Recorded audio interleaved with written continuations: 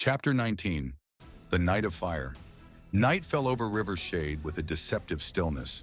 Barely a whisper of wind brushed the rooftops when, without warning, a guttural roar erupted from the forest's edge. Seconds later, the first shadow leapt between the houses. The Horde had arrived. The Ghüls burst forth like a storm of claws, teeth, and iron. They slaughtered without distinction, old and young alike. Yet something far more disturbing unfolded. They did not kill young men outright. They tore open their shirts, pressed hands to their chests as if searching for something. And when they did not find it, they slit their throats without hesitation. Screams roused the entire town. The first burning roof lit the streets as terror spread like spilled oil. At the inn, a thunderous crash rattled the windows. Alden jolted awake. Orange firelight seeped through the cracks. For an instant, he was no longer in Rivershade. He was in Hearthglen, on that night that never released him. Kael was still asleep when Kaelor burst through the door. "They're attacking the city. Grab your things. Now!" In less than a minute, the group was racing down the stairs, cloaks and packs slung over their shoulders. Outside, whole families fled against the flow of screams, some carrying children, others barely able to stand. Kaelor pointed toward the bridge. "We have to cross the river. Follow me." Alden tried to protest. "We have to help the people." But Kaelor was already running, and they all followed. Turning a corner, they entered a square. A dozen villagers were trapped, surrounded by mounted Ghüls riding massive quadrupeds, dark-furred beasts with limbs taut as drawn bows, and thick tails that lashed the ground violently. Among them, Alden saw a young blonde woman trying to shield a child. The memory of Lyanna pierced his chest like a burning arrow. Heat pulsed within the mark. His pupils flared a deep amber. Arundel gleamed with a faint primal red. The air around Alden seemed to swell, heavy, charged. A few dead leaves lifted without wind. Kaelor barely had time to open his mouth to stop him. Alden was already running. Serah followed without hesitation, the she-wolf behind them. Kael and Lyanna rushed after. Kaelor cursed and moved in with Doran. Alden reached them first. With a leap, he beheaded the nearest beast. It collapsed, its rider crushed beneath it. A sweeping cut brought down the next monster. Serah spun, her twin blades opening the throat of a third rider. Kael engaged those on foot, while Lyanna raised the staff. Wind exploded outward, hurling Ghüls to the ground like straw dolls. Doran crashed in like a living battering ram, his axe slamming into an attacker's chest. Kaelor, with lethal precision, blocked and countered in flawless rhythm. Within seconds, no enemy remained standing. The villagers trembled, staring at Alden with a mix of fear and awe. "Run to the river," he ordered, breathing hard. They obeyed at once. Alden dropped to one knee. His hands shook. "His bond with the primordial fire is still unstable," Lyanna said, worried. "It demands too much of him." Doran hoisted Alden onto his back. "Come on, I've got you." High above on a ledge, the same black raven with a single white feather watched the scene in silence. At the far end of the city, a gigantic Ghül lifted its head. Its sword was nearly as massive as it was.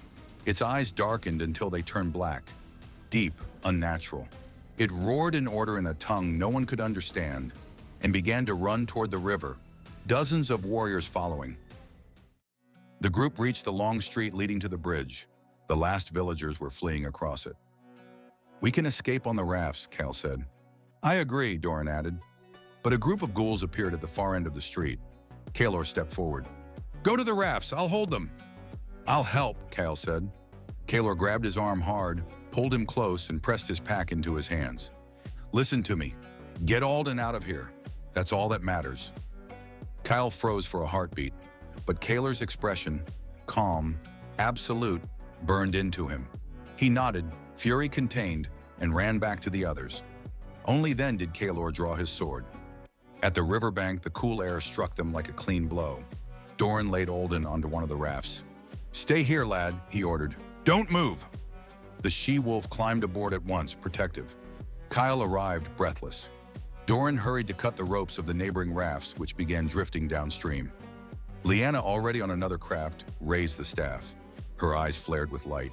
The wind answered. A brutal gust slammed into the bridge. Part of the structure gave way and collapsed into the water. Serah jumped onto the raft. Well done, she said.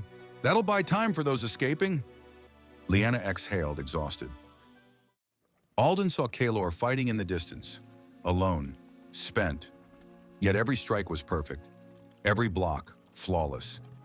He felled the last two enemies. Relief washed over Alden and Kael. Kaelor saw them and began to run toward the river.